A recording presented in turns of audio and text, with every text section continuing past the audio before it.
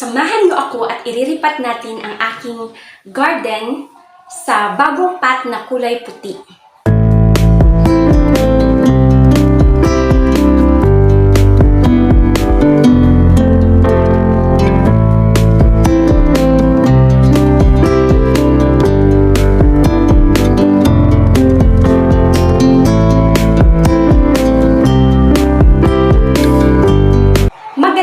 Kaplantito at kaplantita.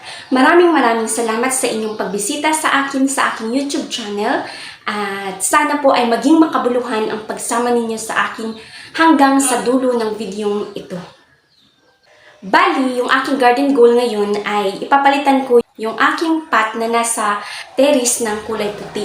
Bali guys, ay nasimulan ko na bumili ng puting pot. At eto nga, may dalawang size ako na nabili. Yung mas malaki ay 22 pesos ko lang nabili, no? At yung mas maliit, halagang 11 pesos. So, ayun nga guys, ay simula na tayo, no? Na makapagbili na ako. At ngayon ay iuuna ko muna yung left side ng aking terrace na palitan. At yun nga guys, sa araw na ito ay maglilipat tayo ng mga tanim. At dahil nga, kailangan ko na talagang maglipat dahil i-rescue natin yung mga pot na kaunti na yung lupa at syempre guys yung mga kailangan natin i-rescue na at aayusin din natin ang aking mga tanim. Yun nga guys, ang aking garden goal. Sana ay mapalitan ko lahat ng pot sa aking garden ng kulay puti. Dahil nagagandahan ako guys, no? At nagsisi nga ako bakit yung aking nabili ay kulay red, no, na pot. Sana yung nabili ko ay yung kulay puti na. But anyway guys, yun nga, ang gusto ko ay gawin na kulay puti lahat ng aking pot sa aking garden. Dahil pag ang lalagyan o ang pot ng ating tanim ay kulay puti, lahat ng uri guys, ng klase ng kulay ng dahon ng tanim ay litaw na litaw. So ayun nga guys, no, kahit yan ay tanim pa na ordinary lang, kapag white yung ating pot, napapansin ko ay litaw yung kagandahan ng ating leaves or ang kulay ng ating leaves. So, at sa oras na ito ay maglilipat tayo at i-rescue, aayusin natin ang ilan sa mga tanim ko doon sa aking terrace at sana isamahan niyo po ako hanggang sa dulo ng video ito. At ngayon nga guys, ay na-ready ko na yung aking mixed soil na gagamitin. Post nilang tanim na iriripat ko ngayon at ililipat doon sa aking gagawin na garden transformation ay yung mga kalateya. Yung aking na-prepare na loam soil ay ito ay best mixed soil na para sa kalateya. So ito yung aking na-prepare guys.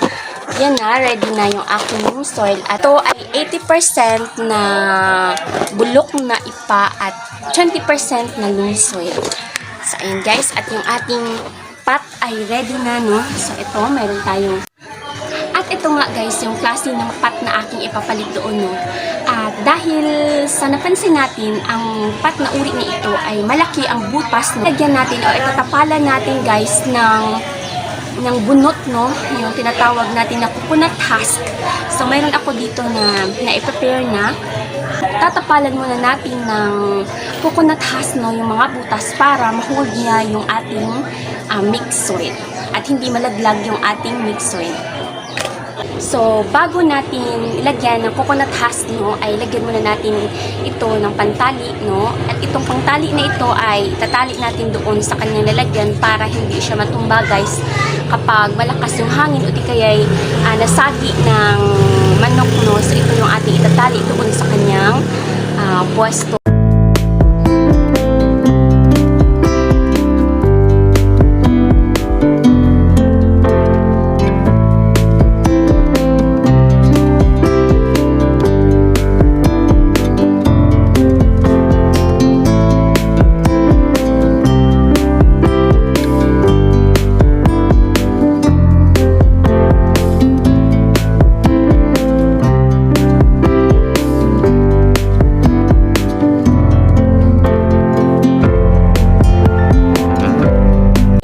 Nalagyan na natin ng coconut husk yung ating pots. So, wala na tayong nakikita na butas at saka natin lagyan ng ating mixed soil.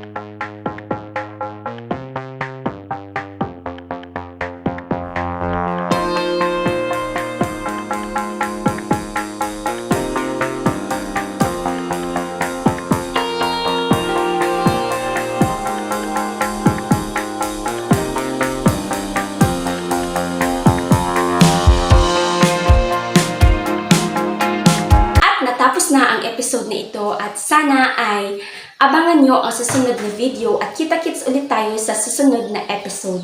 At sa ulit, maraming salamat sa inyong pagsama sa akin hanggang sa mga oras na ito at sana ay na-inspire ko kayo bilang kaplantito at kaplantita. Muli, ito ang iyong plant teacher, Tizel A. Barrientos, and happy gardening from my garden to yours.